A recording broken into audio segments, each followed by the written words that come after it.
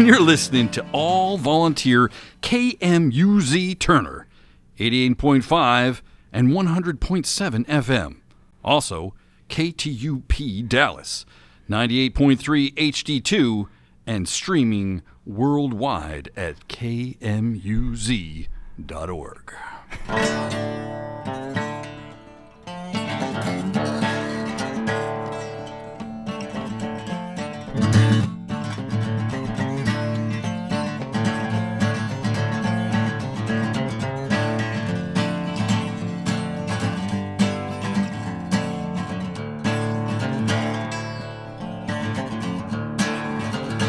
It has one kind of favor you can do for me. It has one kind of favor you can do for me. It has one kind of favor you can do for me. Just see that their graves are kept clean. Hey!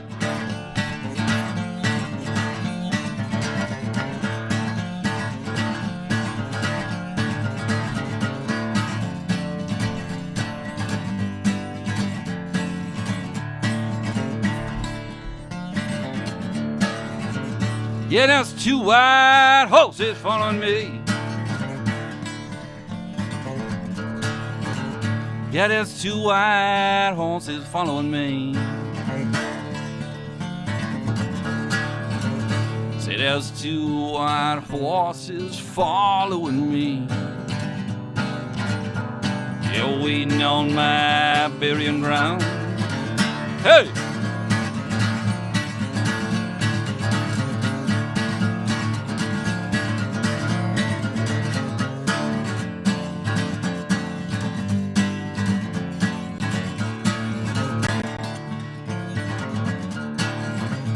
Now, have you ever heard that coffin sound? Have you ever heard that coffin sound? Said you ever heard that coffin sound? You another poor soul dead in the ground. Have you ever heard them church bells tolled? Have you ever heard them church bells toll?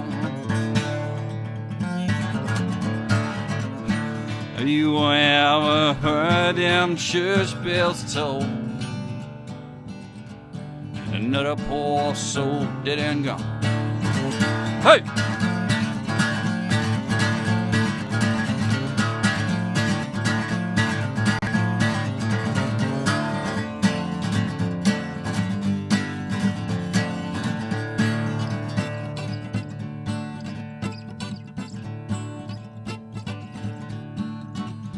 Well, doctor said at the break of noon, shadows even a silver spoon, a handmade blade that shines balloon, eclipses both the sun and moon, and you understand that you knew too soon. Ain't no sense in trying.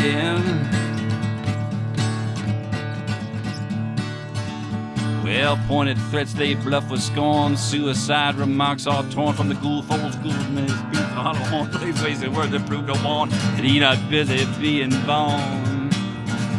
Busy dying, yeah, something like that.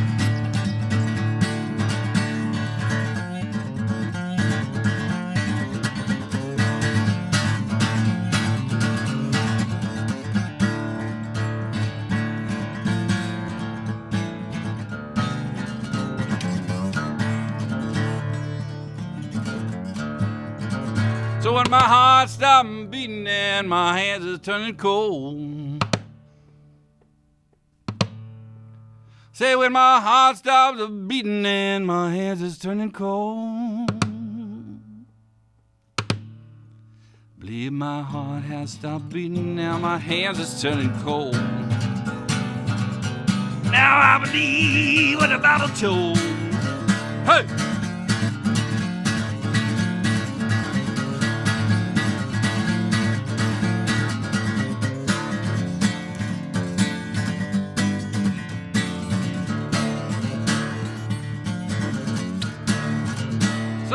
kind favor you can do for me.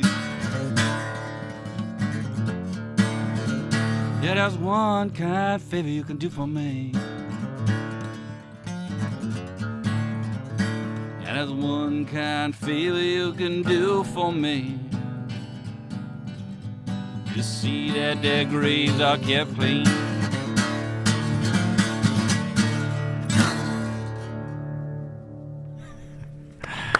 All right.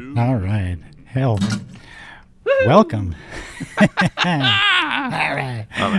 Yeah, Reverend Freakchild, everyone. This is Mark. We're listening to the Americana Alley, and we just heard a live rendition of a little mashup. Keep my grave clean, and it's all right, Ma. I'm only bleeding. Weekly Dylan live in the studio. Not the first time it's happened, but I've never heard anything like that. For Weekly Dylan, welcome, Reverend Freakchild. Hey, thanks so much for having me, Mark, man. Great to be here. And yeah, I think that's where Dylan got that little rundown from that. You listen to that first album, and he's doing all those covers. Of course, he's a song to Woody, Sure. And beautiful Talking New York Blues, or maybe whatever that other tune he does. About 2 originals on that album, but the rest are covers, right? Right. And one of the covers is See That My Grave Was Kept Clean. And so I was so struck by that album. Yeah. And that version. And then, of course, it became a different thing for me. And then years later, when I was working, I heard this interview with Bob Dylan where he was like, I really pretty much became a Woody Guthrie jukebox. Mm-hmm. So I was like, oh my God, I'm becoming like a Bob Dylan jukebox. Like I knew Desolation Row and Hurricane, all these epic long, thought I guess I was the blind guy who's the guy that the Odyssey and the Iliad kind of thing. Maybe this old poet, okay. The blind poets were reciting these long things. But it's all right now. I'm only bleeding. I just took that on. Admittedly, I'm going on 20 years sober, but at the time I was smoking a lot of reefer, and it took me extra long to memorize those 15 verses. You know what I mean? But I remember taking a hike actually in Yosemite, which I'm going to go to on the way back to Colorado here, and with my dad, and I recited all those 15 verses, and I guess there's like 5 different little weird, Wow. Yeah, the little turnarounds or refrains that are different words. But my dad was like, wow. So I guess I had a penchant for putting those things into my head. And now that I've gotten older, I can remember 2 or 3 verses. But I kind of throw it in there, and it's like, oh, right, yeah, man, like talking about those great mysteries of death and the unknown. Mm-hmm. Well, anyway. That's what struck me about that record, Bob Dylan's first record, is here's a guy, he's 19 years old or something? 19! And he's singing all these mature-sounding songs about death. Oh, beautiful. I mean, 4 of those songs dealing with death. Yeah. And it's really interesting. You and I are on the same wavelength, because I didn't know you did this cover. Yeah. And what I had picked for Weekly Dylan, because of your appearance, was In My Time of Dying. Oh my goodness, I do that tune too. Yeah. That's the other oldie, I do that. I used to do that all the time. And actually, I was on this bumpy flight out to Vegas one time, and I thought I was going to die. Oh my. And I remember, there's 2 verses really to that song. And I remember listening to it, on kids, this was before, your iPod even. It was a Walkman. Yeah. A Walkman. It was a cassette in it, going around and around. And my hand was shaking. I was writing out the verses in that cheap hotel room. And I was like, oh my God, yeah, it was a salve. It was a salve to that fear and that existential anxiety that I think all have as humans. And Dylan, I had a horrible car accident when I was a little kid. And of course, tripped on acid and thought I was Jesus for a weekend. But that's a whole other different thing. It was approaching, the other side of death is immortality. Well, you got a song about Jesus. Oh, I got in this new record. No disrespect, people. I mean, my mama used to read to us out of the Bible, Frozen Chosen, the Presbyterians, all the way back to the old country. People forget that the Bible was like the Netflix of yore, man. There's like floods and famines and brother killing brother and all kinds of crazy stuff going on in there. It was the entertainment of old. So my mama just used to read to us out of the Bible every night. And I think, when I took LSD when I was a teenager, that's what was in my head, and I tripped out on it. And, I have since visited the Grove up in upstate New York, where Joseph Smith, the Mormon fame, actually saw some missionaries on the way here. Moroni, the angel, that gave them the thing. But he didn't think he was Jesus. He saw Jesus in God. I was like, oh, it's such a fine line. What's the Spinal Tap thing? It's such a fine line from genius and stupidity. I was like, oh right, that was just my super ego getting all whacked out. Yeah, we got a president who thinks that. He's a little off, but... Well, he might, I'll tell you something's really freaked me out, not to get on that subject, but most people ask me who that guy is, and I go, I don't know who you're talking about. I never heard of him. You know what I mean? But I do have this guy, Ramlin John Jennings, who was this street performer who, speaking of psychedelics, kind of lost his mind and he was a real preacher, and then he was just on the streets playing this old spirituals. We put out one of his albums, it was amazing. But I said, Ramlin, what do you think? You're a real preacher. You studied on the Bible, from a emic, sort of the insider view. I'm sort of the edict, sort of outsider, like, because I've kind of adopted Buddhism. But and he said, and he has that tone. He's like, Reverend, I'll tell you, I don't think he's the Antichrist, but it is foretold that there is a builder that will come to issue in the Antichrist. I was like, Ramlin, you're really freaking me out now, dude. That's even more freaky. You know what I mean? So, yeah, I don't know. The kings come and go, but the King of Kings is beyond us all, and praise be to the highest. Yeah, praise be to the highest. So, let me get back to the beginning. Right on. In the beginning. I just love how we just rolled into this. Oh my God. I wasn't terribly. It's kind of funny. I'd heard your name over the years, and for some reason, I hadn't dug into your music. And then when I got the email from your agent, and I started digging into it, and I said, "Well, man, where have I been?" And you've been around a long time. How long have you been playing professionally? Same question. Where have I been? Well, I was a drug addict for a good 20 years, and then I got sober 20 years ago. So that kind of put me. All my friends are celebrating, their 25th anniversary of their album on the top of the charts, million seller, and I'm like, I'll celebrate that bag of weed that I crawled into, or whatever, so I'm a little bit behind all my contemporaries. But, and the Reverend Freakchild is a very hard character to sell. It was this, I used to play in this hippie jam band. It was pretty popular in the Northeast called Bananafish and blah, blah, blah. It was like, queuing off the Fish stuff and Grateful Dead and hippie. And, we just thought if we did enough drugs, we'd become rich and famous, Right. That plan doesn't always work out.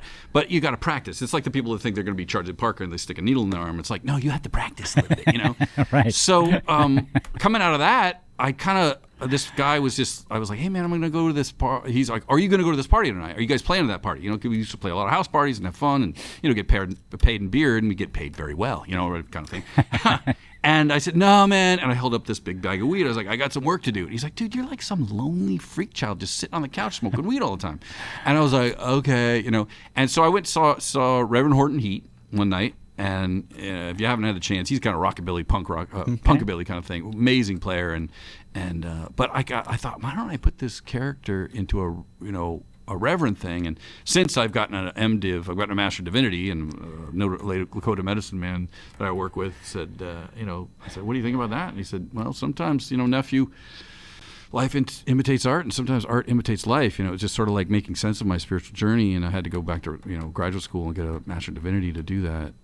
So anyway, I kind of donned this character, a reverend, and went to the Universal Life Church. But a lot of people do that to get like. Did you actually get ordained? Yeah, well, and the story about Reverend Peyton. Like apparently, I've never met him, but I'd love to. But he said that he became a reverend because he was playing all these wedding receptions, and he thought, I'll get paid double. I'll be the reverend. I'll do the service and the reception. Sure. It's like the old guys playing the blues tunes on Saturday night at the fish fry and the Sunday morning gospel things. It's the same tune, different lyrics, kind of thing. So for me, it was really about exploring, my psychedelic journey, which just means soul manifesting or mind manifesting, not necessarily due to drugs, but through the American Songbook, which, and my mom was a classical pianist, and my dad was a fan of the blues, so that mashup, and here I am, the Reverend Freakchild, and I put this album out, and you're talking about my agent, Radio Joe, God bless him, I'm actually going to see him through Reno when I go back to Colorado, Colorado on the way.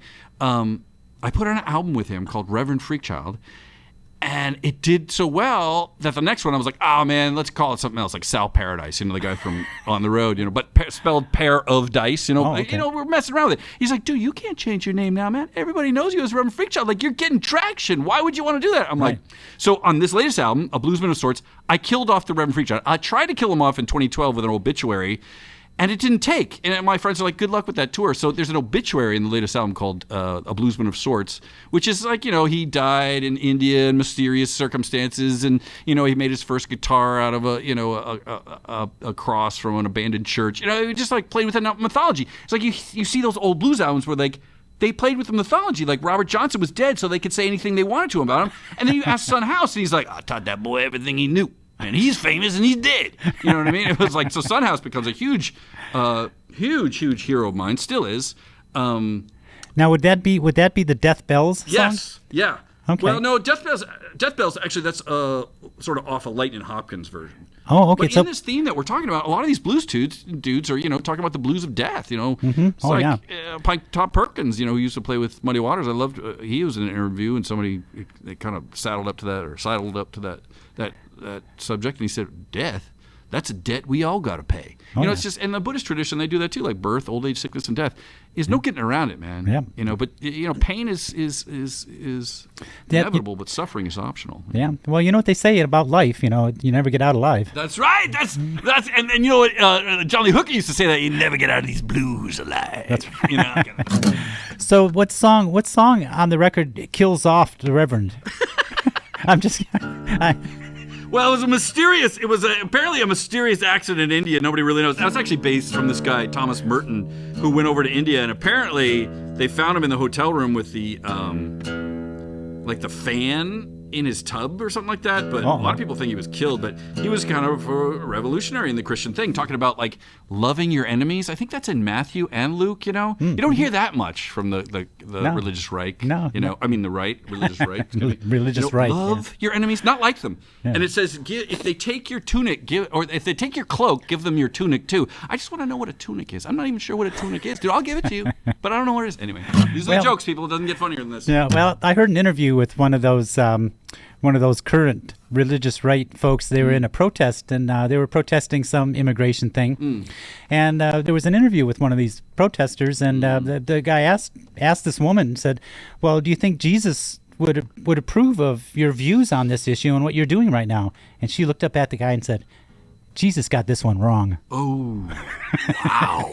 Wow. I was going to even say, like, if somebody's, speaking on behalf of Jesus, they're wrong to begin with. I would say, hey, man, you got to ask Jesus. I don't know, dude. Like, I had that job for a minute on LSD, and I don't want it. I'm not applying for that job. You know what I mean? They got him wrong. Like, come on, dude. Are you just picking and choosing what you want out of the Bible? And the yes. Bible that as we read it is actually from the Council of Nicaea in like 343 AD or whatever. Or they call it the Common Era now. But, hey, man, I think, there's a great Eddie Griffin, this great comedian. I actually saw him and befriended him when I was in Vegas last. Just a brilliant comedian. And he talks about, everybody's concerned with the messenger. Did you get the message about peace right. and love and tolerance and kindness? Dig into your teachings, people. Yeah. Love thy brother, love thy neighbor as thyself. You know what I mean? And look at Jesus. He was an immigrant. His parents couldn't find a place anywhere in town. Right. He had to go to the barn. Well, the messenger's the first one killed. Oh, that's right. I forgot that's the truism, right? Yeah, it's the truism. So you're in the area for a reason. What are you doing around here? Besides, I know you just traveled about 1,000 miles just to be on KMUZ. I did. I traveled all the came out here just from California. Or California. Where was it? Actually, I was down in San Diego for my girlfriend's father's memorial, and I'd like to dedicate that version of "See That My Grave Is Kept Clean" to her father, who just passed away. Let's see if I can get his name right. Joseph Edward Tafoya, and then in air quotes, Jose. To him and all the ancestors. A lot of mothers and fathers and grandmothers and grandfathers did a lot of work for us. Just for us to be enjoying this present moment. So a little ode to the ancestors there. But yeah, so that's really where I'm coming from is, time immemorial. But you mean more practical, like what am I doing here? Actually, I'm in outside of Portland, or it's actually kind of in Portland, Lewis and Clark College. I'm doing was doing a Buddhist retreat study. Like I said, I had a Master of Divinity and was studying with these like heavy duty cats. And this one guy was Lama Tempa, and he does this thing with this other guy, Palnap Rinpoche, blah, blah, blah. They had a teacher, Kempel Suncham Katso, sort of just speaking gibberish. When I first heard these names, I was like, what are these people talking about? But it's like heavy-duty meditation and study, and I got an undergraduate degree in philosophy. I like to say I got a BS in BS, so it's just continuing study. So actually that's why I was in Portland, but before that I was down in San Diego. And usually I sort of do a run around, and I was actually up in Vancouver for the AA convention that happens every 5 years. So I was going to do some dates. I went through Missoula and some dates, up into Seattle and then Vancouver. And then my girlfriend's father died, so I went all the way down to San Diego and then came all the way back up. And now I'm going back down, doing some dates, sort of Northern California. What do they call that? The Mid-Valley, like Davis and Sacramento, all that stuff. But and then the Bay Area, a whole bunch of dates. And then guiltily, I will say that, skeletons in the closet. I'm a deadhead. I'm gonna go catch up. I'm not going into the shows. I enjoy the shakedown street. So the Grateful Dead is playing the first, second, and third. I guess it's Jerry Garcia's birthday on the August 1st, and they call it the day. And where's that show? That's in Golden Gate Park in San Francisco. So I'm just gonna go hang out down there, pass out some flyers. Mark, I've come full circle. When I first used to go to Dead shows, these people would come around and be like, "Hey man, try some prayer and meditation, yoga," and I'd be like, "Dude, you don't have any weed? Like, what is going on?" And now I've come full circle. I was like full blown drug addict, and now I'm like sober 20 years, and I go around the shows going, "Hey, check out the Reverend Freakchild," and they're like, "What's this all about?" I'm like, "Oh, it's about like prayer and meditation and yoga," and they're like, "Dude, you don't have any weed?" And I'm like, "Dude, it's just come full circle." So wow. So let's. I'd love to hear. You got something to play for us? Yeah, this is the title track or the first track off the. I don't know what really. That was a good question. What song killed off the Reverend? That's a good question. I mean, we just sort of made up that mythology, and there was a whole bunch of outtakes and stuff that I never put out, and some tunes that I redid. Just never was happy with, and it turned out to be a bunch of blues tunes, and almost enough for a double album. There's 19 tracks, and this is the first track on the album called Green and Brown Blues. And this is one of your compositions. It is, yes. It's my composition, and it was actually, I was dating a girl with green eyes and brown hair at the time, and then also I was smoking a lot of leaf, green leaf with tobacco in it, because I had come back from Amsterdam, and that's how they do it, but it's with hashish. So I was smoking the green and brown, right? And so it's had a double meaning there. And then I gave this song, I didn't put it out, I think, for years, because I thought it was like pro-drug. But then I realized, like, hey man, I'm spiritually fit enough that I could put this out. This was part of my history. And I gave it to this woman, Kamala Devi, who's a fellow yogi, and she said, "Oh, Fordham, this would be perfect for like an environmental song, Green and Brown." And then I found this great quote from Albert Hoffman, the synthesizer of LSD, that said, "Go out in the brown and the green and experience nature." Wow. And I was like, wow, it's all coming together, man. It's coming full circle. So anyway, this is a tune called Green and Brown Blues. All right.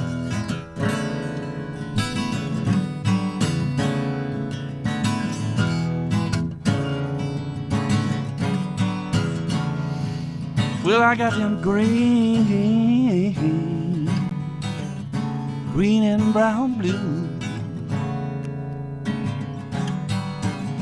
I got them green and brown blues. Yeah, I got them green and brown blues. Yeah, I got a million things on my mind, but I still don't know what to do. Well, now I woke up this morning, yeah, had one thing on my mind. Yeah, I say I woke up this morning, people, had one thing on my mind. Well, a little green and brown, might even have a little sip of wine. Yeah, but if I do that, I gotta get back to that AA meeting, you know what I'm saying? Yeah. Oh, Lordy, people.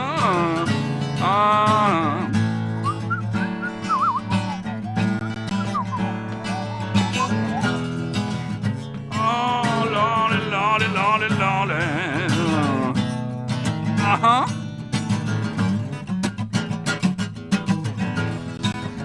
Yeah.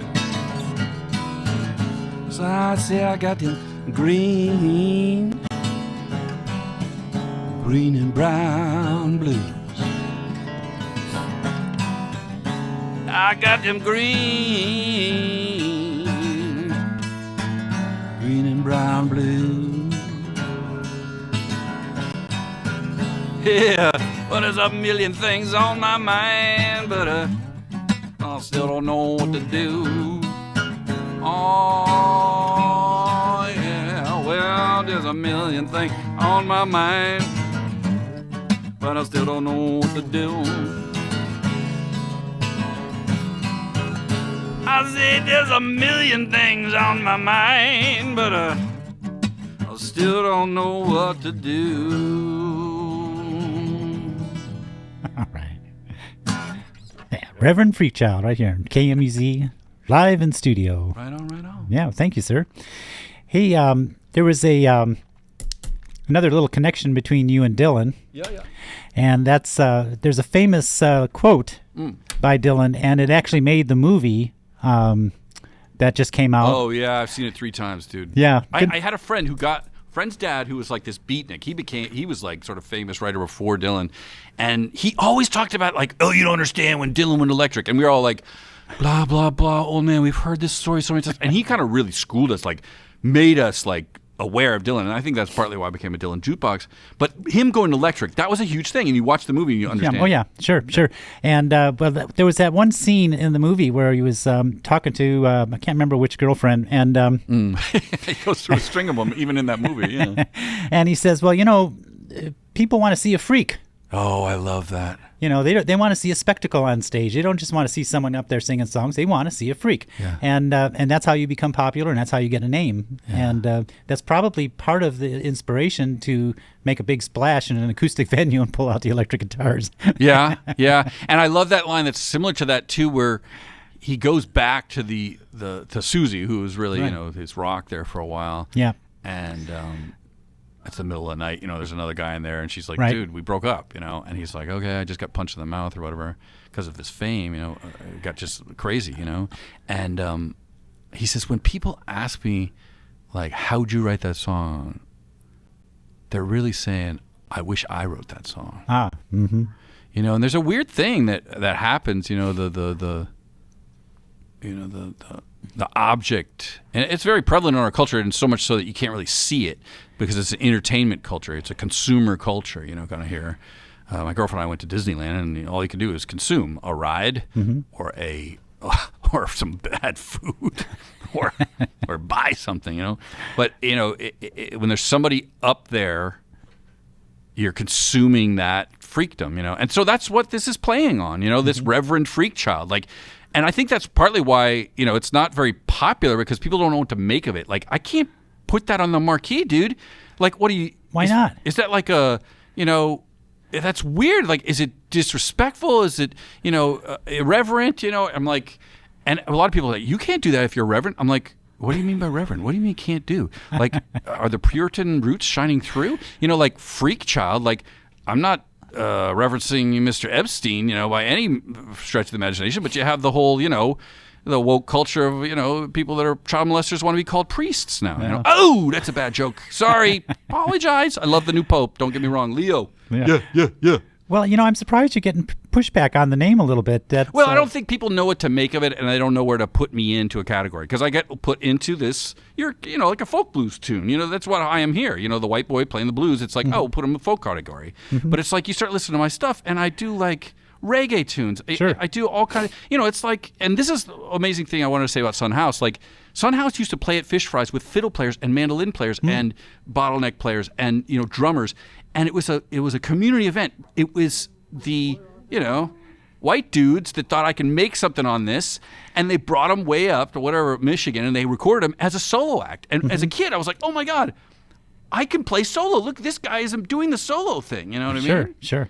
But it was an extraction because of the entertainment value. Let us put this guy out as this, freak in a positive way. I say that. Freak is a positive word, I feel like the Grateful Dead said that, like, attention all freaks, Oh, yeah. And the Grateful Dead culture has become, a homogenized thing. I'm wearing, like, my Dalai Lama t-shirt, which I'm wearing today because, his birthday. He just turned 90 on July 6th. Oh, wow. I wore my Dalai Lama t-shirt and a vet and a, like a 3-piece suit kind of a vest and a thing, just dressing up for the Dead & Co shows. And this, like, hippie girl's like, oh, Dapper Dan, why are you so dapper? And I was like, because I thought this was when I first started going to Dead shows, even in the 80s, it was a freak show. It was a freak. There was more people in the parking lot, dude, than there were in the stadium. It was awesome. And now it's like, everybody's like, okay, you have to wear your tie-dyes. And then, and they're like, no, dude, like, have you done that? Like, is the gas in the car? Is the gas in the car? Kid Charlemagne, baby. You know what I mean? You know what I'm saying? People out there. So, wink, wink. So let me ask you this. I performed I'm not. I performed in a musical satire group. We did basically parodies of popular songs and with political messages and stuff. And beautiful. And so I kind of ask you. For me, I never thought I would ever perform and be on a stage. And right. But I found that getting part of this group, and you find that you get a little brave when you have the support of your comrades. Yep. But also, the taking on of a character. Yes. The taking on of a character sheds a lot of that stage fright. You're hip to it, man. And so I'm just kind of asking if that for you. See, not so many people are hip to this. Some people and that's why I like play college places and community radio stations, because people are like, wow, man, I can dig what you're doing. There's a protection to a character, but there's also a freedom of expression within that character. Sure. You're hiding in plain sight, as they say. Yep. And so the Reverend Freakchild became this thing of like, it's an alter ego. Mm-hmm. But it's not only a nom de plume, which is a pen name, it's a nom de gloire. It's a war name. And that's part of the, I was raised, I mentioned my mom was a classical pianist of some note, and blah, blah, blah, she's of her own fame.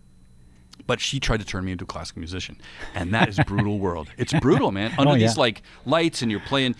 Before you play pieces in competitions, you have to play the inversions and the scales and everything, and you dress up, and everybody's there, and it's like going to an open mic where people are half listening because they're ready to play their thing, for the competition, and it's like. That's not fun, man.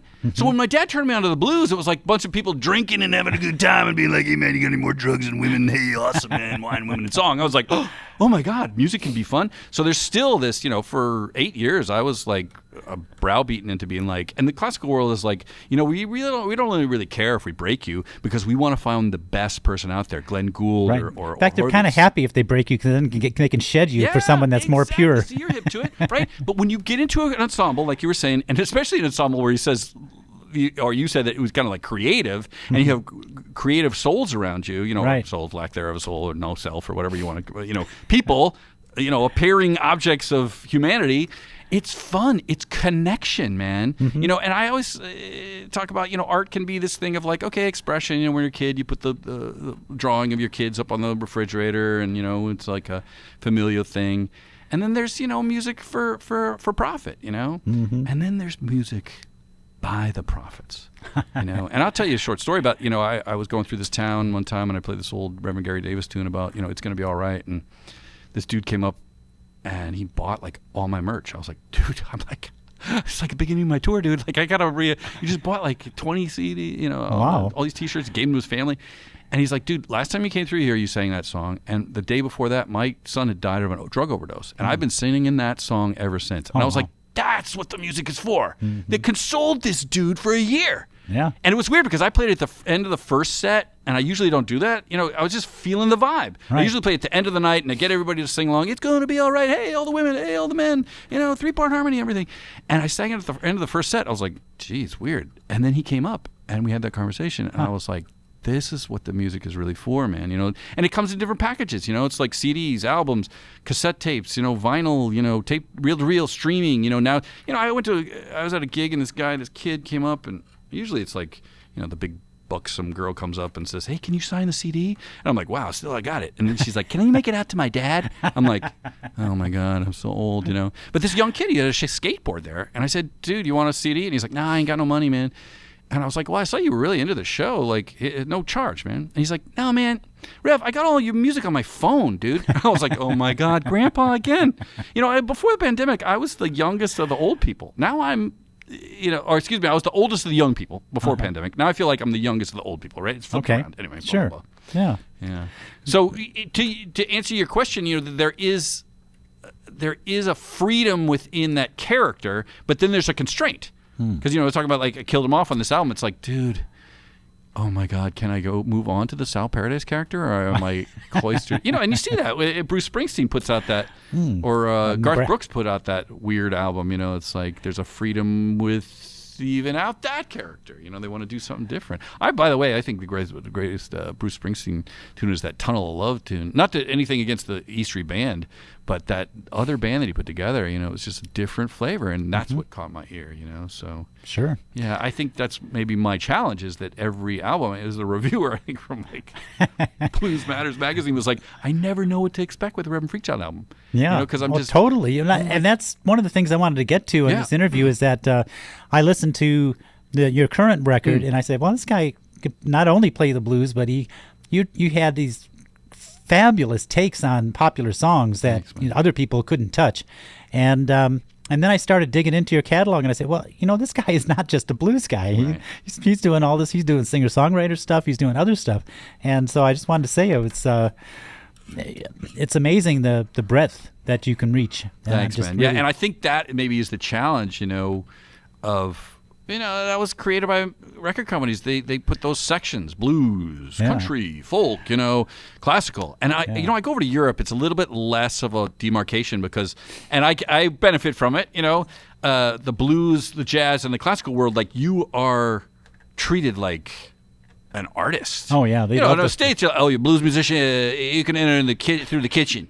You get free chicken wings and a couple of beers. That's it. And you're like, okay, I guess I'm a blues guy now. It's like, but the blues will never go away. Same with the classical will never go away from me because there's such a. I'll tell you a story. So my mama, she was a classical pianist, but I went to this performance of this piano concerto. I forget what it was, and I said, Mom, do you ever play that? Because it was like weird. When I was listening to it, it was like, I knew that piece like backwards and forward. She's like, do I know it? I practiced it for like 4 hours when I was pregnant with you every day. I was like, oh my God. And of course, I hope my dad at the night was like, hey, it's little muddy waters, kid, put the headphones on me, in the womb or whatever, So it's a weird mix-up of that stuff. I'm actually going to go to the Aspen Music Festival when I get back to Colorado with my girlfriend and go see Holst's The Planets, which is just amazing. But, at the same time, I'll go see Still Pulse or the new Buddy Guy album, which is just amazing. He's still got it. He's like 89 or something, 83, I don't know. Yeah, I've been disappointed at Buddy Guy shows because he was so stoned he couldn't remember the words to Hoochie Coochie Man. So. Yeah, and, that happened to Chuck Berry, but he just had dementia. And he didn't have the dementia where we would let it go. My mom was dealing with dementia because she gets really angry and thinks everybody's like lying to her.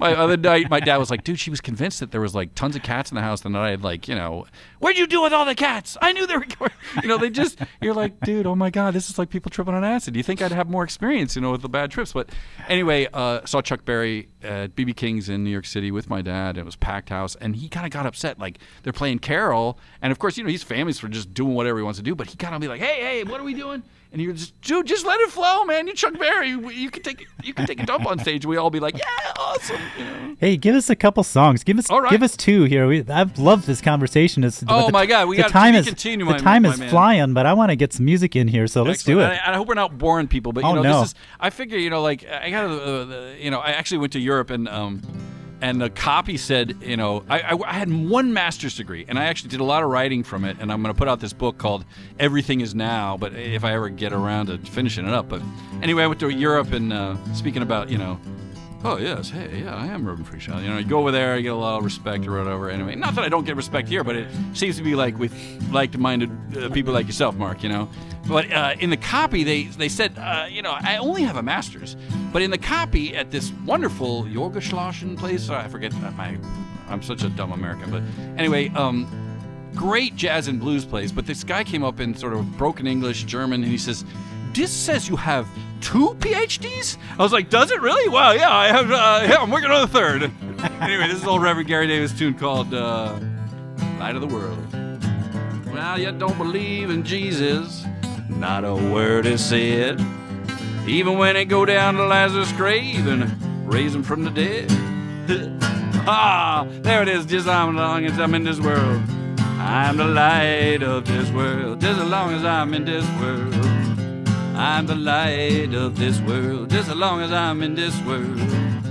I'm the light of this world, just as long as I'm in this world. I'm the light of this world. Yeah. Well, I got fiery fingers and I got fiery hands. When I die and go to heaven, I'm gonna join that fiery band. Just as long as I'm in this world, that's it. I'm the light of this world, just as long as I'm in this world. I'm the light of this world, just as long as I'm in this world. I'm the light of this world, just as long as I'm in this world.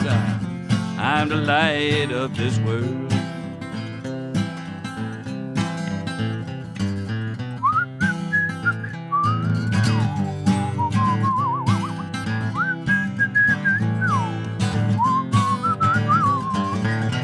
just as long as I'm in this world.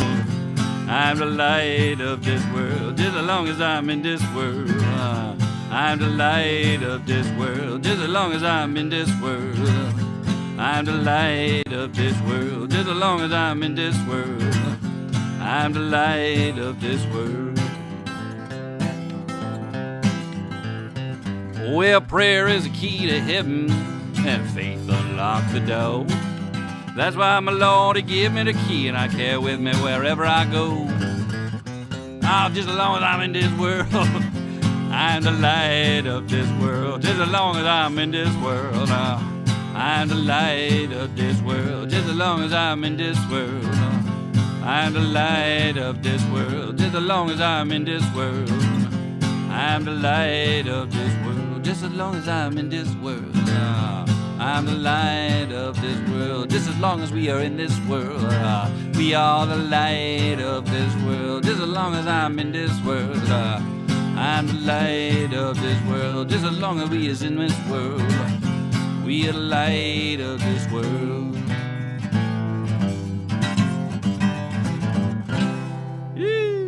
All right.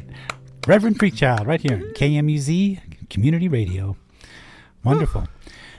So one of the things I wanted to just mention offhand for folks, the job you do on Chevrolet and Ode to Billy Joe. Oh yeah, that I have to give all props and praise to my friend Matt Ray, who I grew up with. You know, we grew up skateboarding together, and so he sort of took that thing of like one-upping you on the trick on the skateboard and took it to guitar. And those are his arrangements, man. And those are from 25 years ago, and they just got never put out. We put out this demo album called Soul Miners, and we shopped it around, tried to get a record deal, and you know, it just never took off, you know. And he went off and played with Arlen Roth, you know him? No. From Hot Licks fame, you know. You know, guitar player kind of stuff. Sure.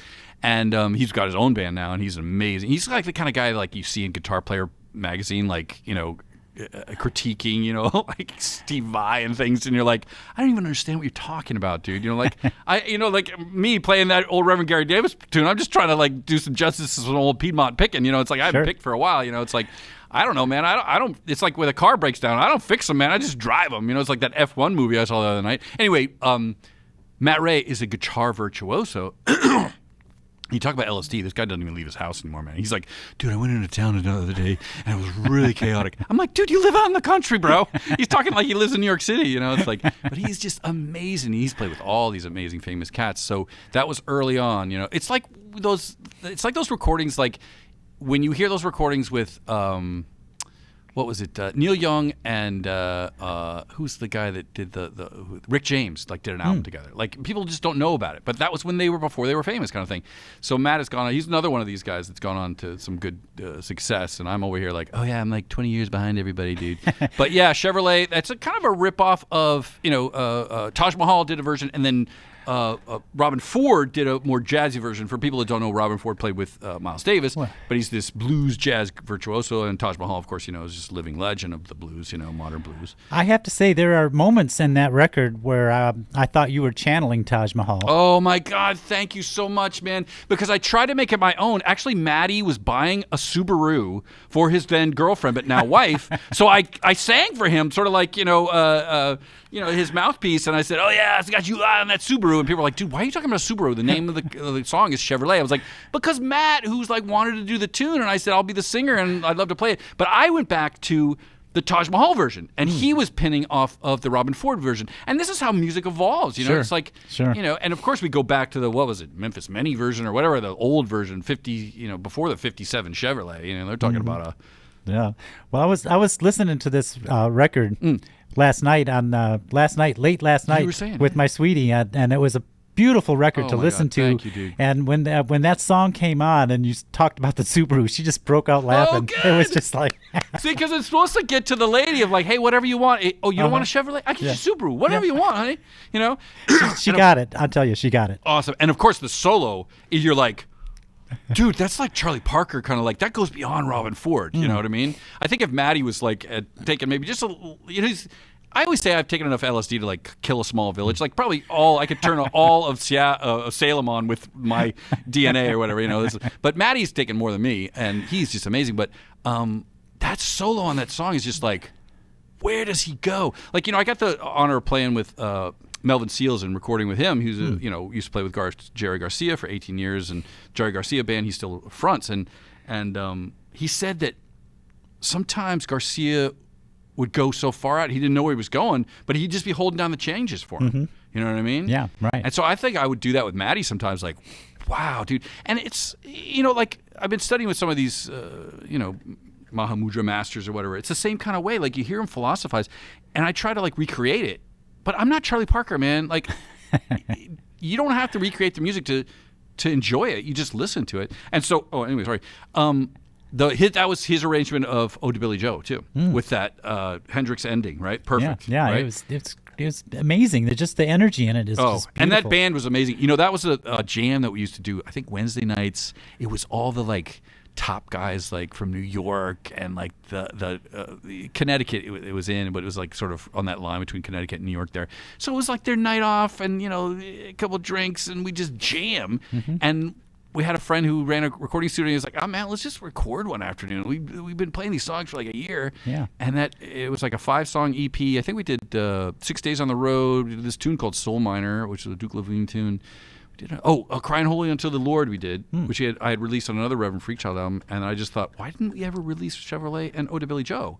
And partly it was like, I'm not getting any royalties for these tunes. They're not my songs. Right. So I was like, why would I release them? And then I thought, well, if we're going to do a double CD set, we got more space, so put them on there. Yeah. And it's been a great reception. I'm just glad we put them out in the universe and people like yourselves can enjoy them. Getting the Subaru joke, that just makes my day. All right. So do you tour with a band, or you mostly do a solo act, or you seem pretty comfortable in both formats? Yeah, I get the rhythm section right here. Yeah. And then the soloist. I'm working on the whistle, you can tell. Yeah. Yeah, I usually play some harmonica, and it's like... Yeah, I was going to say, now, there's different styles of harmonica on this record. So, which songs are you playing harmonica? I play harmonica on Green River Blues. That's just... I don't... I got a green bullet, but I don't play it. This is getting maybe technical for people, but for harp players out there... Yeah, I play harp. Right. Yeah. So green bullet is like... It's like this microphone that looks like a little half of a green big bullet, Yeah. And it gets that Chicago sound, like Little Walter. And my dad was a big fan of the blues players, like Sonny Boy Williamson. So I grew up with that more clean sound just in a microphone. And then, Little Walter and James Cotton and all those guys come along and Chicago up the sound. And I got Aki Kumar, who's, I don't know if you know him, he's this Bollywood blues dude who lives in San Jose. I'm going to actually go down to his jam on Sunday, and he's just blowing up. He's amazing. But we got him to play on I Can't Be Satisfied. And then there's this other guy, Hugh Poole, who's really kind of my blues guru. He's a hippie blues guy out of New York who plays an amazing harmonica. Yeah, and there's other people playing harmonica. I actually approached, honest to say, Charlie Musselwhite, and I didn't hear back. And I also approached Sugar Blue, who plays harmonica on the Miss You track.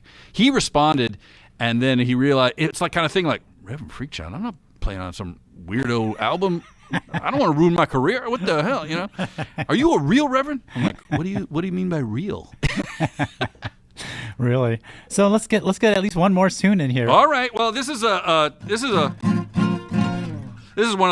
actually, I think, the last track on the album. It's an old Peppermint Harris tune, but I first heard it from Albert King, and Albert King was a big. Truck stops used to sell cassette tapes. Remember that? Oh yeah. And I think I bought every Albert King cassette tape I could at all those truck stops. And if you get a chance, you might know B.B. King, you might even know Freddie King or even Earl King, but there's this guy Albert King. He was 6'7" bluesman.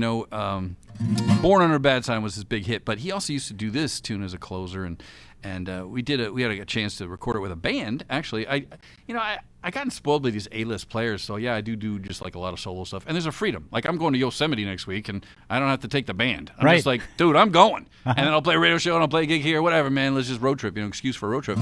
But anyway, we were in New York City at the Cutting Room, and we got to do a version of this with Chris Parker playing drums on the album. He actually used to play with Dylan.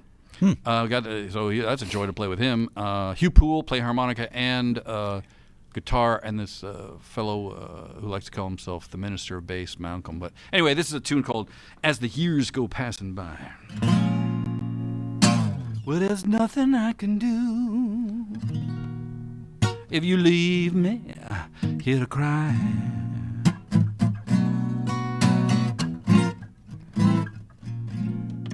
I say there's nothing I can do.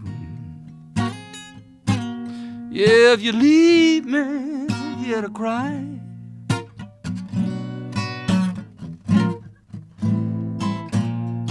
but you know my love will follow you as them years go passing by.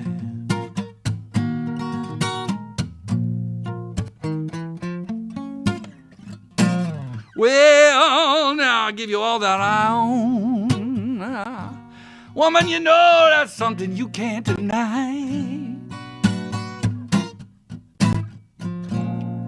Well, I give you all that I own.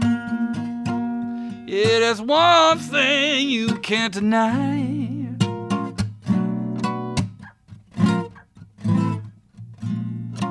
Well, but you know my love for you. Yeah, I'll follow you as the years go passing by.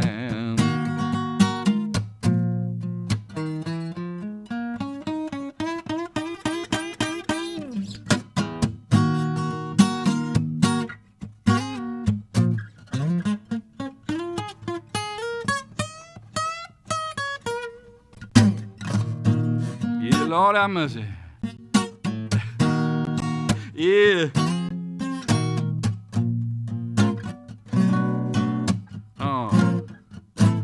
Something like that. Oh, but you know my love for you follow as the years go passing by.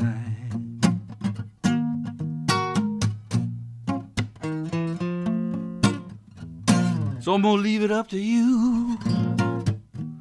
Oh, so long goodbye.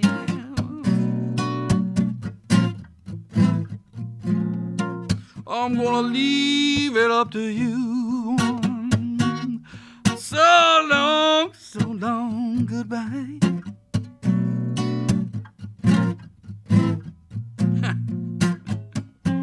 Yeah, but you know my love for you will follow you as them years go passing by.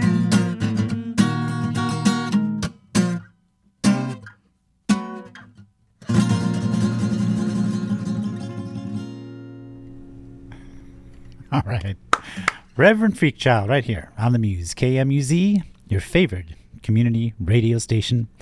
We're really blessed that you just made the choice to just come on down and share with us. I'm telling you, I'm thinking the same way, man. People like you that get it, man, you know, that are hip to it, you know, it's like few and far between, you know, and hopefully we can turn people onto, you know, just like liberating your mind, man, and just digging into some different stuff, man. You know, it's like there's some cool stuff out there. Hey, what's happening, man? And just keep, you know, loving and dreaming, and I'm blessed, man, just because the cosmic connections come around every once in a while, and, you know, I meet people like yourself, Mark, and God bless you, man. Keep doing what you're doing, man. I dig it, man. Well, we're 14 years into it, so we're not going to stop.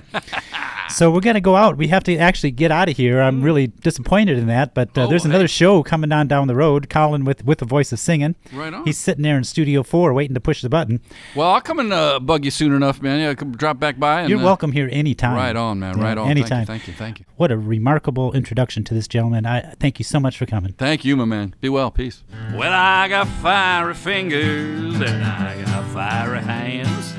When I die and go to heaven, I'm going to join that fiery band. Just as long as I'm in this world, that's it. I'm the light of this world. Just as long as I'm in this world, I'm the light.